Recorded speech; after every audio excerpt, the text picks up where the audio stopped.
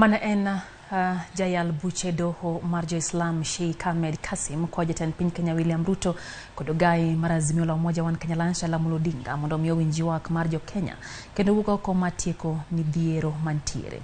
Sheikh Kasim manelosa Mombasa koni en midhiero ni oganda jo Kenya medo wito ngimagi kamwandu mathoth bende kethore kaluwore gi ng'anyo mosebed kibago omiyo koni dwaro nitiere matwak mabiro kelo kanyakla mar oganda jo Kenya duto.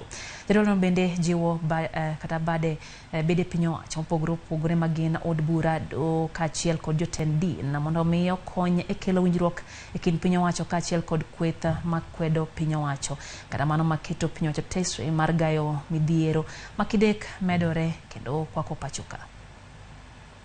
Ni yale ambayo tunayaona sasa ya kuharibifu wa nchi, watu kupigwa risasi,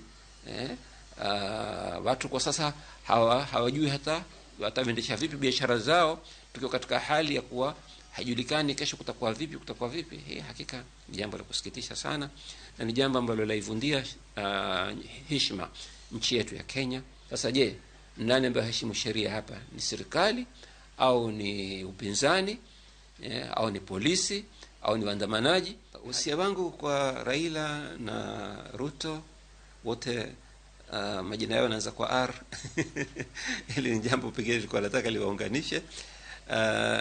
Ni kuwa waangalie ya kuwa wao kuna siku za mbeleni, basi kuna generations zitakazokuja watakuja kuwazungumza vipi ya kuwa je, wao walikuwa ni sababu ya nchi kuungana na kuwa pamoja na kuwa salama, au walikuwa wao wawili ndio sababu ya kupatikana maafa na nchi